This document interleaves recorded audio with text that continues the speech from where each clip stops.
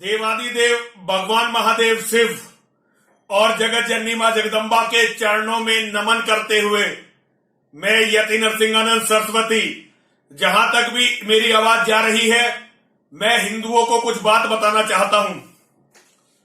1998 की बात है। दिल्ली में शंकराचार्य लेन पे जगत गुरु शंकराचार्य स्वामी माधवाश्रम जी महाराज के आश्रम में एक गौरक्षा की मीटिंग चल रही थी। वहां महाराज जी ने कुछ मुसलमानों को बुला रखा था। तो जगत गुरु माधवाश्रम जी महाराज के आश्रम में एक मीटिंग चल रही थी। मीटिंग गौरक्षा के मामले में थी। माधवाश्रम जी महाराज मेरे गुरु स्वामी ब्रह्मानंद सरस्वती जी के बड़े अच्छे अभिन्न मित्र थे। मैं नया नया हिंदूवादी बना था और हिंदूवाद मैंने कुरान को पढ़कर मदरसों में मस्जिदों में जाकर इस्लाम सीखा है। मैंने इस्लाम दूसरे फर्जी हिंदूवादियों की तरह नहीं सीखा। इसीलिए जो भी हिंदू मुझे टीवी पर देखते होंगे, उन्होंने देखा होगा कि मेरे सामने मुसलमानों का कोई भी मौलाना बहस में टिक नहीं पाता। जो बातें मैंने बताई हैं आज भारत के सारे हिंदूवादी बताते घूम रहे हैं, लेकिन इस्लाम की पोल टीवी पर और सोशल मीडिया में इस्लाम को जड़ से हिलाने वाला व्यक्ति यदि कोई है तो वो मैं हूं। अहंकार से नहीं कह रहा, लेकिन आज कहना पड़ रहा है क्योंकि लोगों ने हमारे हिंदूवाद को बिल्कुल नकार दिया है। माधवाश्रम जी महाराज के आश्रम में मीटिंग थी। जगत गुरु शंकराचार्य जी थे, अब तो वैकुंठ धाम चले गए हैं। भगवान उनकी आत्मा को शांति दे। दो मुसलमान गौरक्षा के लिए उन्हें बुला रखे थे उन्होंने। मैंने स्वामी जी से कहा, मैंने कहा महाराज जिस मंच पर मुसलमान चला जाएगा उस मंच पर सनातन धर्म का कोई भी कार्य फिर शुभ नहीं होगा। स्वामी जी ने कहा भाई स्वामी जी आप ये बात कैसे कह रहे हो? मैंने स्वामी जी को बताया कि ये लोग एक तंत्र करते हैं मुस्लिम लोग, और जब ये किसी हिंदू के कार्यक्रम में आते हैं बात तो बड़ी मीठी मीठी करते हैं, अपने आप को गौभक्त बताते हैं, अपने आप को गौरक्षक बताते हैं और कहते हैं जी हमारे बाप दादा तो यही के थे। लेकिन ये कुछ ऐसे निषिद्ध पदार्थ खाकर आते हैं और कुछ ऐसा तंत्र करके आते हैं कि इनकी उपस्थिति में फिर सनातन धर्म की कोई भी पूजा सफल नहीं होती। सनातन धर्म की कितनी अच्छी पूजा कर लें वो सफल नहीं होती। स्वामी जी ने मेरी बात नहीं मानी। उनके गौरक्षा के अभियान का क्या हश्र हुआ ये सारी दुनिया के सामने है। इसके बाद और भी कई जगह मेरे साथ ये सवाल आए। सुदर्शन चैनल के सुरेश चौहान के जी जब वो अपनी यात्रा लेकर चल रहे थे तब उन्होंने एक मीटिंग बुलाई अपने खास खास लोगों की। वो जनसंख्या नियंत्रण के लिए यात्रा लेकर चले थे। उन्होंने उस मीटिंग में मुझे भी बुलाया। वहां भी उन्होंने ये पूछा कि भाई हम इस पवित्र अभियान में कुछ मुसलमानों को जोड़ना चाहते हैं। मैंने उन्हें बताया कि यदि आपने इस अभियान में मुसलमानों को जोड़ लिया तो आपका ये अभियान कभी भी सफल नहीं हो सकेगा, क्योंकि मैं तो अच्छी तरह से जानता हूं कि मुसलमान अपने आप को कितना ही भला दिखाए, कितना ही पवित्र दिखाए, कितना ही राष्ट्रभक्त दिखाए, कितना ही गौभक्त दिखाए, लेकिन वो होता मुसलमान है। यदि वो मुसलमान नहीं होता तो उसे कहो पंडित महेंद्र पाल आर्य जी की तरह वो भी मुसलमान इमामी छोड़कर क्यों नहीं हिंदू बन जाता। लेकिन वो हिंदू नहीं बनेंगे क्योंकि वो गजबाए हिंद के बहुत बड़े वफादार हैं। इसका सबसे बड़ा उदाहरण देखिए मुख्तार अब्बास नकवी और शहनवाज हुसैन। ये जो भारतीय जनता पार्टी के नेता है ना, मुख्तार अब्बास नकवी और शहनवाज हुसैन, इन दोनों ने भारतीय जनता पार्टी को काबू में कर रखा है।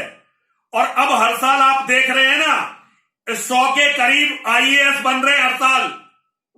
ये इन्हीं का कारनामा है।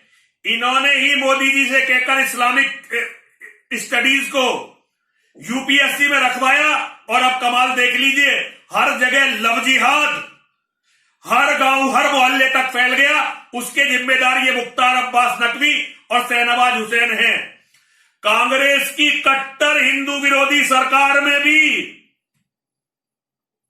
इतना लव जिहाद और इतनी हिंदू औरतों की हत्या नहीं होती थी जितनी आज हो रही है। इसका सबसे बड़ा कारण है कि अपने आप को कहने वाले हिंदूवादियों ने कभी भी हिंदू धर्म को समझा ही नहीं, और हिंदू धर्म को समझा हो या ना समझा हो, उन्होंने कभी भी इस्लाम को नहीं समझा। आज खबर आ रही है कि 5 अगस्त को जो अयोध्या जी में श्री राम मंदिर की नींव भरी जा रही है, उसमें एक मुसलमान, कोई फैज नाम का मुसलमान है, जो इंद्रेश कुमार, ये जो नेता है ना संघ का इंद्रेश कुमार, जिसे मेरे गुरुजी श्री BL शर्मा प्रेम सिंह शेर पाकिस्तान का एजेंट बताते थे, ISI का एजेंट बताते थे, ये उसका चेला है ये फैज। और ये फैज वहां पर पहली मिट्टी डालेगा या मिट्टी डालेगा अयोध्या जी में राम मंदिर की नींव पर। इसका अर्थ है जैसे मेरी पहली सारी भविष्यवाणी पूरी हुई है, ये भविष्यवाणी भी पूरी होगी यदि किसी भी मुसलमान का, किसी भी विधर्मी का हाथ राम जन्मभूमि की नींव पर लग भी गया तो ये राम जन्मभूमि का मंदिर कभी भी सनातन धर्म के किसी काम नहीं आएगा।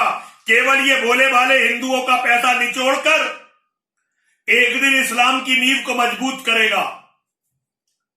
हिंदुओं, यदि तुम में कोई दिमाग है तो जरा अध्ययन तो करो कि हर बार तुम एक ही गलती क्यों करते हो, हर बार तुम ही वो गलती क्यों करते हो।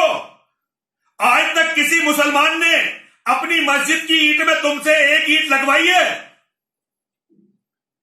ये जो पाखंड धर्मनिरपेक्षता के नाम पर जो इस्लामीकरण है, इसका बुखार तुम पर ही क्यों चढ़ता है? 500 करोड़ हिंदुओं को मरवाकर, करोड़ों बहन बेटियों की मंडी लगवाकर भी तुम्हें अकल नहीं आई। आज भी यदि तुम नहीं समझे तो तुम कभी नहीं समझोगे। ये याद रखना, मोदी हो चाहे योगी हो चाहे कोई कितना ही बड़ा व्यक्ति हो, वो सनातन धर्म नहीं है। आज सनातन धर्म को खत्म मत करो। अगर सनातन धर्म खत्म हो गया तो हमेशा नरक में चलोगे और तुम पर वंश विनाश का दोष लगेगा। जो भी ट्विटर से, फेसबुक से, सोशल मीडिया से जैसे भी कर सकते हो, मोदी जी की इस हरकत का विरोध करो। राम जन्मभूमि का मंदिर ये हिंदू मुस्लिम एकता का प्रतीक नहीं हो सकता। ये हिंदुओं के संघर्ष और हिंदुओं के बलिदान का प्रतीक होना चाहिए। अरे अगर ये हिंदू मुस्लिम एकता का प्रतीक होता तो लाखों लोग इसको बनाने के लिए और इसको बचाने के लिए क्यों मारे जाते? और ये याद रखना, यदि इसकी नींव पर या इस पर किसी मुसलमान का हाथ लगा तो ये तुम्हारे धर्म की रक्षा नहीं कर सकेगा। बाकी भैया मर्जी तुम्हारी है, करो तुम कुछ भी, लेकिन एक साधु होने के नाते सच बोलना मेरा कर्तव्य है। मैं हर कीमत पर सच बोलूंगा। हर हर महादेव, हर हर महादेव, हर हर महादेव।